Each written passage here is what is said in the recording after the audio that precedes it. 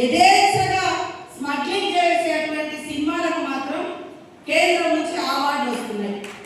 మినపగుళ్ళైనా రవ్వైనా Tenali double horse వారివేగా. అంతేగా. Tenali double horse మినపగుళ్ళు, Tenali double horse idli రవ్వతో చేసిన ఇడ్లీలకి, తెనాలి డబుల్ హార్స్ కందిపప్పుతో చేసినటువంటి సాంబారు తోడైతే పాలు చేస్తే చేతిలో సంకలో బిడ్డ, కడుపులో మరి రూపం పోసుకునేటువంటి బిడ్డ యొక్క సినిమాను అద్భుతంగా మన ముందుకు తీసుకొచ్చింది.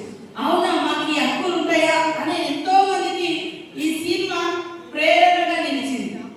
కానీ అలాంటి సినిమాను ప్రోత్సహించలేదు. అలాంటి వాళ్ళకి అవార్డులు రాలే, జేబీఎం సినిమా లాంటి వాటికి. కానీ ఇవాళ పోలీస్ అధికారులు చట్టబద్ధంగా ఉండేటువంటి డ్యూటీలో ఉంటారు. వాళ్ళని బట్టలు ఇప్పేసి ఒక స్మగ్లర్ పాత్రలో ఒక స్మగ్లర్ పాత్రలో ఉండేటువంటి ఒక స్మగ్లింగ్ చేసేటువంటి హీరోలు పోలీస్ అధికారులను పోలీస్ స్టేషన్లలో బయట బట్టలు ఇప్పేసి నిలబెట్టి యథేచ్ఛగా స్మగ్లింగ్ చేసేటువంటి సినిమాలకు మాత్రం కేంద్రం నుంచి అవార్డులు వస్తున్నాయి.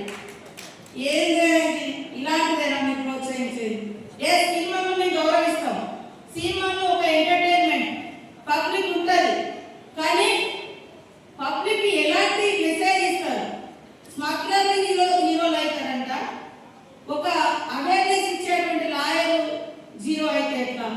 ఒకవేళ అక్కడ స్మగ్లింగ్ జరుగుతున్నప్పుడు దాన్ని కట్టడి చేసేటువంటి పోలీస్ అధికారి జీరో ఎట్లా అవుతాడు? ఇది సమాజం ఆలోచించాలి.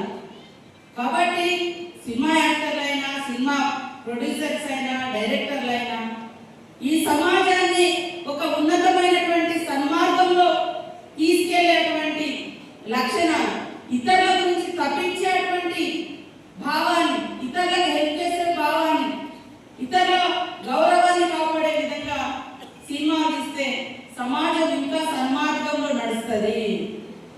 అదే మరి వేరే ఆలోచనలతో పోతే, నేను ఒక అతనంట మహారాష్ట్రలో 2 మర్డర్ కేసులు ఉన్నాయి, తప్పించుకొని తిరుగుతున్నాడు చాలా రోజుల నుంచి. ఎక్కడ దొరికిందంటే మరి ఈ సినిమా హాల్ పుష్ప 2 సినిమా చూసుకుంటూ దొరికింది. అంటే వాళ్ళకు అది ఏ రకమైన ఇంకా నేరాలు పెరగడానికి కూడా ఒక మెసేజ్ పోయే అటువంటి అవకాశాలు ఉంటాయి. మేము తప్పు పడతలేము, కానీ చట్టబద్ధంగా ఉండేటువంటి అధికార వ్యవస్థను, రాజ్యాంగం ఇచ్చినటువంటి అధికారిక వ్యవస్థను గౌరవించాలి. అలాంటి మెసేజ్ ఖచ్చితంగా ప్రతి ప్రొడ్యూసర్, యాక్ట్ చేసేటువంటి యాక్టర్లు అది ఫాలో కావాల్సిన అవసరం ఉంది. కాబట్టి ఈరోజు సమాజం యొక్క ఉన్నతి మనందరి ఉన్నతి, మన పిల్లల భవిష్యత్తే మనందరి భవిష్యత్తు. పిల్లల్ని సన్మార్గంలో నడిపించాలి. మరి పాస్టర్లు కూడా